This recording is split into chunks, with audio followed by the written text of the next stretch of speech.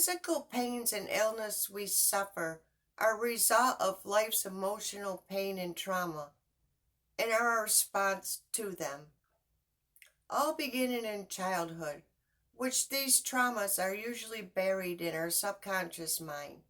We are unaware how these past emotional hurts are affecting our body and our life.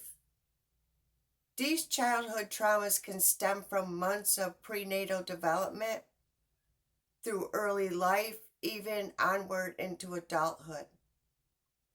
So many of us suffer from chronic stress and its damaging effects, such as high blood pressure, anxiety, insomnia, fatigue, autoimmune disease, and that's just to name a few. We tend to get stuck in our past, either consciously or subconsciously, and defending against old traumas. Our nervous system responds as if we are living in constant danger, putting us in the fight or flight mode constantly. When we work towards healing past pain and trauma, we begin to live a more balanced mind, body, and energy. We begin to live in a healing state of being. As we connect to higher levels of functioning, we connect to a deeper place of wisdom that is connected to the universal consciousness. When we learn to support our emotions as they arise, instead of suppressing and denying them, our energy flows, and we are in a state of a more equilibrium. Therefore, we remain in a high and positive state of vibration. In order to heal, we have to give up our inner struggle that we have with ourselves, letting go of the internal war. Accept and love ourselves no matter how we feel. By opening our heart to ourselves and giving up the internal war, we expand our consciousness. We become in the flow where our bodies can thrive and we live from a happier, more balanced life. But doing shadow work or inner child work is not easy. And I would have to say for myself, it was very painful. Why is shadow work and inner child work painful? Because you go within and you experience the past emotional pain and trauma all over again. But we have to face it with acceptance, with love for ourselves. We have to give ourselves the understanding and the love and the acknowledgement that we didn't receive when our shadow was created. Our shadow is everything that we have denied, suppressed, and disowned and pushed away about ourselves, our own personality, our true self, for survival's sake. When we do inner child work or shadow work, we need to accept ourselves completely without judgment. When I started shadow work, my first step is to find a place where I felt safe and secure. I created an inner dialogue with my pain and illness. I dropped my awareness into my body. I asked my pain and illness to bubble up, to take over my whole body and feeling sensations. Once these feelings had bubbled up within me and I felt them throughout my whole body, then I asked the questions, what are you trying to tell me? And I just sat with that question and let these feeling sensations to just keep bubbling up and bubbling up and let me feel it with my whole being. And I asked, what are these symptoms here for?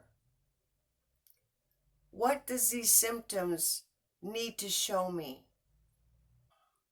What do these symptoms and this illness need from me to heal? I sat with each question that I asked and let my subconscious and my body give me the answers. We need to tune in to what comes up into our awareness because we will receive answers. Giving up this internal struggle, we expand our consciousness, our energy, and our body becomes aligned into a healing state. Healing from within, we need to develop internalize new channels of acceptance, of love, safety, and protection. We need to accept ourselves completely without judgment. We need to accept where we are right now in the moment. You can do this by sitting in a quiet place where you feel safe and secure and create an inner dialogue with your pain and your illness. Drop your awareness into your body and ask your pain and illness to bubble up in your body, and it'll bubble up in feeling sensations throughout your whole body. And you can sit with it and feel it fully. And you can ask it questions. Ask your pain and illness, what are you trying to tell me? I am here for you. I am listening. What are you trying to tell me? Sit with that question and let the answer bubble up into your awareness. I asked, what does it need from me to heal? Allow an image of healing to emerge and guide you on your healing path. The image can be one of your spirit guides or a family member, a loved one who has passed, who will guide you towards health and well-being. If an image does come up, ask it, what are you here for? What message do you have for me? Ask what age and under what conditions that the pain or illness came to you. Ask your spirit guide, the image or symptom itself, what you need to understand about the pain or illness. You can be the victimization energy that created the pain or illness. Here's an example. Here's an example of becoming the victimization energy.